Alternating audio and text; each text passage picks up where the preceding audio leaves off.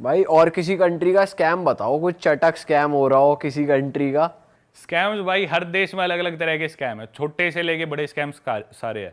पर मैंने ये देखा है जो जगह मतलब ज़्यादा टूरिस्टी है वहाँ पे इस तरह के स्कैम होते हैं कि भाई टूरिस्ट से ज़्यादा पैसे लूटे जाए। जैसे इजिप्ट हो गया, पिरामिड्स के लिए वहाँ पे सारे आते हैं, तो लोग सोचते हैं कि भाई वैसे इतने ज़्यादा अमीर नहीं है वहाँ के लोकल्स, सोचते हैं कि भाई हर आदमी जो भी है वो एक वॉकिंग एटीएम है, इनसे जितने पैसे ले इसको ले लो। कैमल राइड पे बिठा के दूर ले जाएंगे, फिर बोलेंगे पैसे दो। ये छोटे मोटे स्कैम्स है। इसके अलावा जैसे अफ्रीका के थोड़ी और देशों की बात करें, वहाँ पे अलग तरह के स्कैम है। अफ्रीका में जैसे स्कैम्स है ज़्यादा, फ़ोन चोरी कर लिया, पासपोर्ट चोरी कर लिया। मैं इथोपिया में था, तो मेरी सबसे पहले जो मेरे साथ कभी स्कैम हुआ यही हुआ था, और मैंने वीडियो भी डाली थी बहुत साल पहले, लेकिन तब पता नहीं था, ना इतना बताना आता था, तो मैंने वीडियो में ठीक से बता नहीं पाया। मेरे साथ हुआ था। इथोपिया दरअसल ईस्टर्न अफ्रीका में एक कंट्री है, कैपिटल सिटी उसकी एडिस अबाबा है। वहाँ पे क्या करते हैं कि टूरिस्ट का फ़ोन और पासपोर्ट चुराए जाते हैं। मतलब आप सड़क पे बाहर निकले हो तो मोस्ट लाइकली आपका पासपोर्ट और फ़ोन चोरी होएगा ही होएगा, और आपको पता भी नहीं चलेगा वो कैसे चुरा लेते। इतने प्रोफेशनल हैं भाई वो बंदे। अच्छा जी। हाँ, मतलब मेरा एक साथ क्या किस्सा हुआ, रात को मैं चल रहा था, लकीली मेरा पासपोर्ट नहीं था जेब में। नहीं, वो पासपोर्ट चुराते, फ़ोन चुराते, फिर आप सोचोगे मेरा फ़ोन चोरी हो गया, आप किसी का फ़ोन लेके अपने फ़ोन पे कॉल करोगे, वहाँ से वो कॉल उठाएंगे, बोलेंगे हाँ आपका फ़ोन हमारे पास है, आपका पासपोर्ट भी हमारे पास है, फ़ोन के इतने डॉलर, पासपोर्ट के $500 या जो भी वो पैसे मांगते हैं, फिर 50, 60, 70 हज़ार रुपये, लाख रुपये इंडिया के। क्योंकि फंस के खड़ा हो जाए आदमी बिना पासपोर्ट के, मजबूरी में फ़ोन के, तो आदमी दे भी देता है।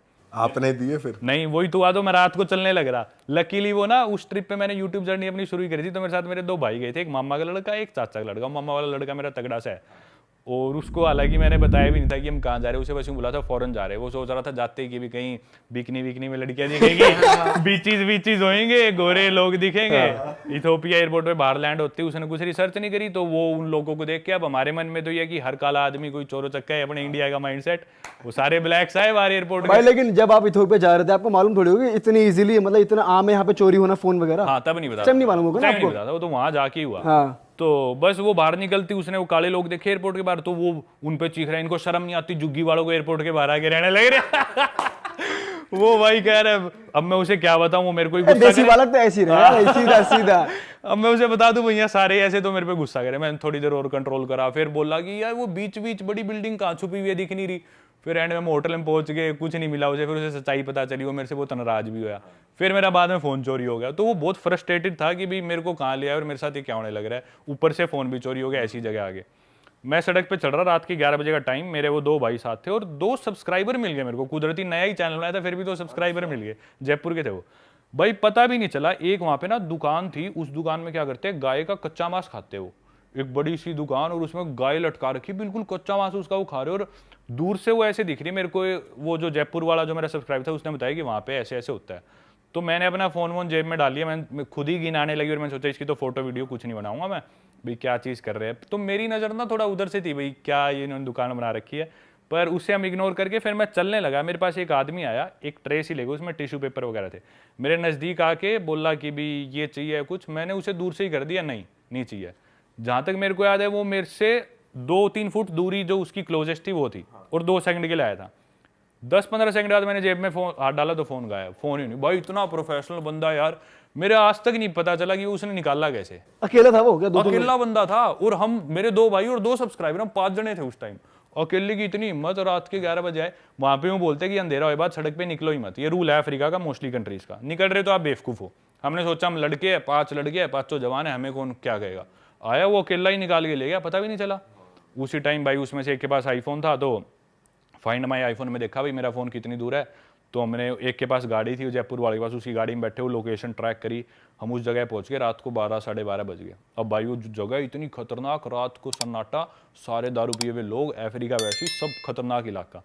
तो मेरे मामा का लड़का परेशान था, तो ना फ़ोन की लोकेशन आके वो उसमें रिंग करने का ऑप्शन होता है कि हाँ, वो फिर बीप करता है कंटिन्यूअस, करता है वो बहुत तेज। तो लोकेशन के पास आ गई, और हमने सोचा बीप कर देते हैं। बीप करा, कुछ सुनाई नहीं दिया।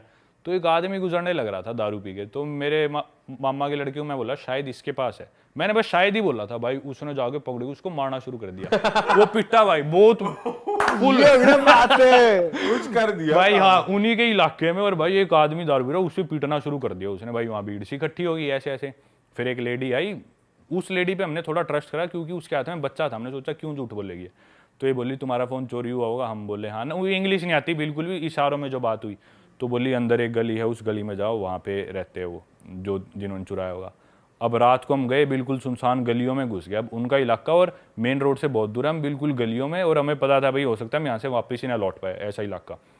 भाई घुसे, एक कमरा सा था, अंदर से शोर आ रहा था, तो हमने सोचा इधर जाके लोगों से पूछते हैं।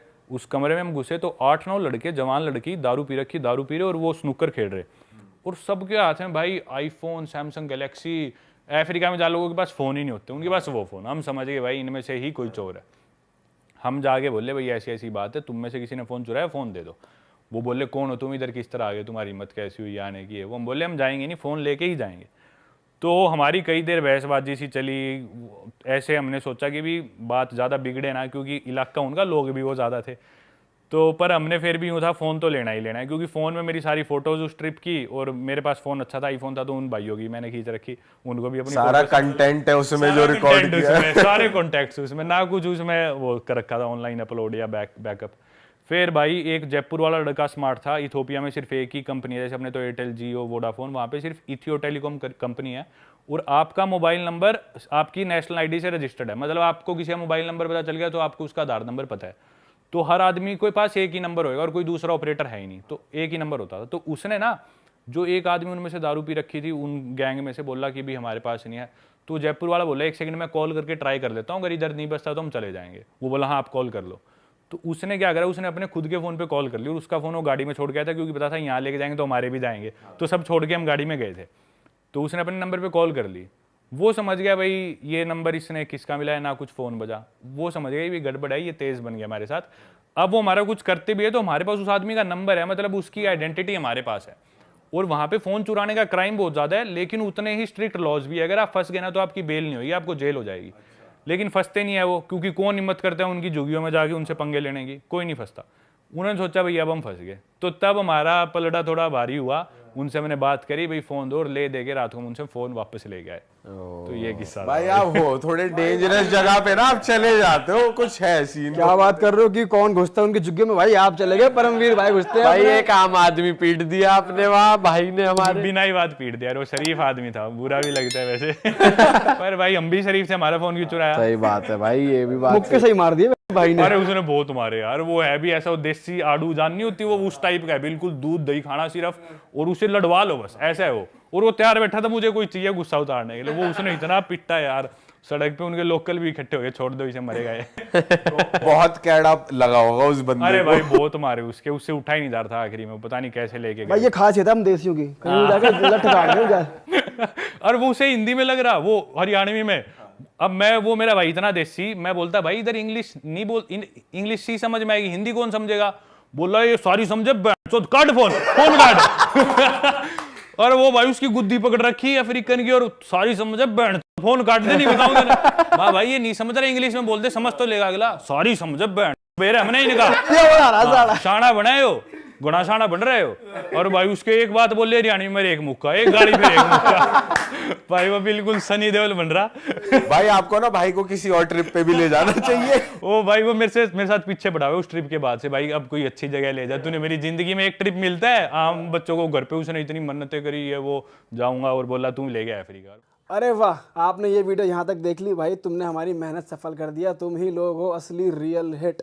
और अगर आपको बहुत मजा आ रहा है ऐसी क्लिप्स में, ऐसी वीडियोस में, तो फटाफट जाइए प्लेलिस्ट पे, बिंज वॉच कीजिए, सारी वीडियोस देख डालो और मौज काटो। That is it. हम मिलेंगे नए पॉडकास्ट में, नई क्लिप में। Till then bye bye, see you, take care, do subscribe.